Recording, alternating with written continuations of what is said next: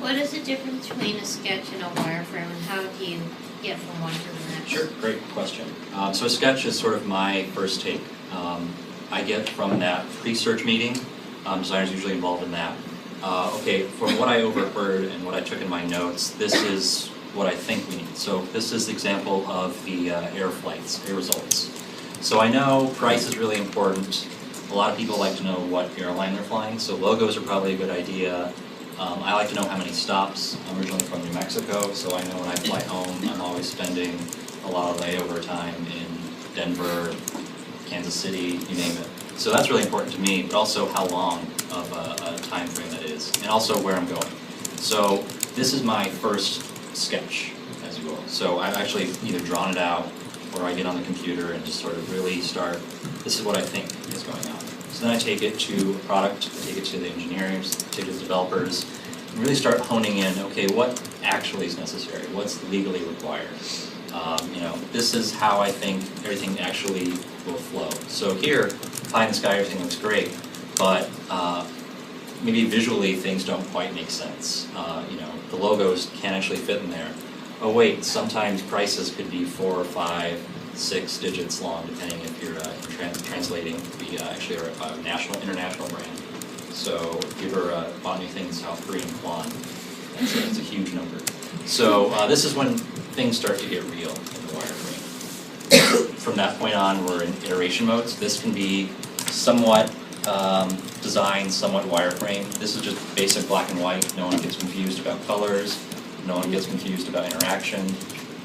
In between these two areas, actually when we start building prototypes that are functional, prototypes that you can click through, prototypes that kind of get that interaction, get that flow, and also is this information really resonating with the consumer or even the user?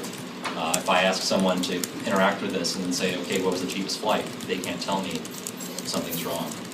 It's really an end-to-end experience, so as a designer, when I think about an app, I don't think about what it does or how it functions. I think about from the moment you see that icon in the App Store to the purchase confirmation screen, or in-app purchases, all that sort of thing. So it's the whole gamut, the whole process, and that's what we really think. So we're thinking about business goals, we're thinking about what's possible, we're thinking about what does the customer want, what is the customer saying. We get a lot of feedback, and everything in between that. Yes. So is it literally just friends and family, or do you do focus groups? We have some user testing. I've actually run a couple unofficial ones too, where we'll bring people in the organization in. But yeah, a lot of it's ad hoc observation. A lot of it is giving someone this mock-up or this prototype and just letting them go. So it's really hard to detach yourself and not show them how to do it. You ask them, show me, how would you do this? How would you get there? So yes, it's all over the place. So a couple hundred people saw this before we even got to the final Photoshopped pretty version. Yes, you had a question? Yeah, so I'm glad you said that. You went through some iterations, because for this example, it almost seemed like you guys just really nailed this from sketch to final, because they both. Well, for presentation purposes, I think I repurposed mine. Right. That's awesome. So, how much percentage of time do you think you spend on each one? From going to sketch to wireframe iteration. Sure, it depends. Here at this phase, we were actually designing the whole app, so I think it took us about 2 months of just design. We were kind of like a little think tank of design while everyone's getting, all the back-end services and servers getting ready. Probably took us 2 months. For a feature itself, usually it's really small. Hey, I want to put a sign-in button here. Okay, well I got to figure out where that works. I got limited screen real estate. Does that sign-in button have to be there the whole time? So that's usually, depending on the complexity of the feature, it could be anywhere from an hour, a day, a week. You spend most of the time sketching though, or like in wireframe? In between wireframe and at the point we're at now, we can actually jump into the final comps and actually start laying stuff out. If I want to get unbiased opinions, I'll actually make a wireframe. A lot of times people are still, once they see this, they might have hated it first, but now they're married to the idea. So when I stick a new icon in there, well, this looks like crap. It's black and white. Is the button going to be black and white? No, it's a wireframe. Just want to get your idea. So we kind of run the gamut, really, what's appropriate when you want to show it. At this point, we also have a lot of established patterns, so we can do a little bit more on the final end than on the wireframe end. But again, it depends on context. If I were to add an entirely new product like train tickets, then we'd spend a lot of time here. Okay, sorry. I had a quick question on the sketch part of it. It sounds like you guys primarily work with doing some sort of mock-up online. But do you do anything with paper prototypes, or do you have any thoughts on doing paper prototyping or mobile? Sure. It depends on the designer. Yeah. I'm primarily whiteboard. So I do a lot of sketching on the whiteboard. We've got a couple of movable, looks like parasail, windsail type things. I write on those occasionally. But yeah, I do a lot more whiteboarding, take pictures of that. I couldn't draw a straight line with a ruler if you asked me to. So I tend more towards the wireframe computers, but again, it's personal preference. It's what's easier, as long as you can get that point across to whoever you're sketching for or with. I like the whiteboard because it's more collaborative. Everyone can grab a marker and it's messy. It doesn't matter, Right. If the engineer can't draw, they don't feel bad because my drawing's just as bad.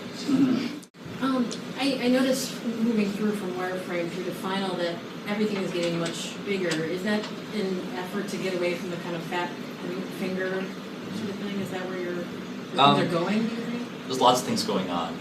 Originally, I wanted really big cards, result cards, so that way I could deliberately tap. But we lost a lot of comprehension here. It all kind of gets muddled. Even here, it gets really muddled.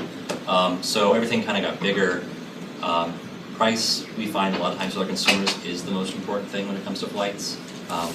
If you're not a business traveler, you're a leisure traveler, you want to get the cheapest flight there. It's not so much about, well, I don't care, my company's paying for it. So that's kind of the big thing. The three things that we found to be biggest, or our theory was price, number of stops, and duration. So that's why everything's sort of left aligned and nice and big there. And then we get into the number of stops, the actual layovers. Here's kind of like a worst case scenario. Feel sorry for that guy.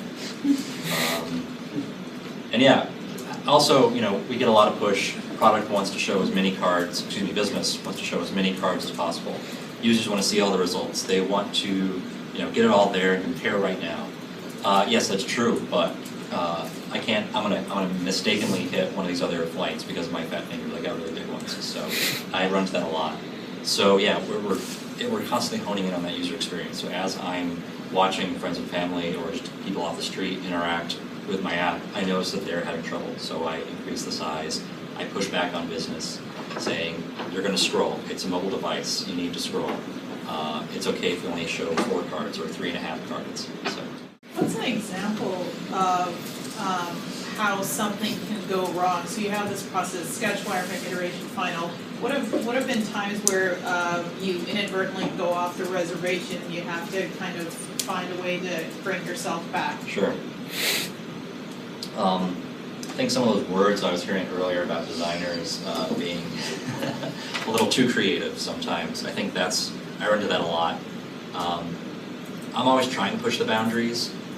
We have a great example of the Orbitz website to take cues from, but it's also kind of a really easy way to go on autopilot. So a lot of times we'll take something that we've done in the past, kind of iterate on it and say, oh, it worked for desktop, so it'll work for mobile. And we find, no, that's not the case. People are getting confused, people are getting lost. We don't really need that pop-over link describing, whatever, blah, blah, blah. So I had a week-long debate about what legally can I get away with. And that's not, how many laws can I break? It's how close by the skin of my teeth can I get a nice, clean design out without cluttering it up with tons of stuff. Because we're in mobile. Mobile is small. Mobile is very focused. How big is your phone? It's not, the screen's so small compared to your desktop. So we don't want to clutter it with information. We want to get you out of the door and buying our products as fast as possible.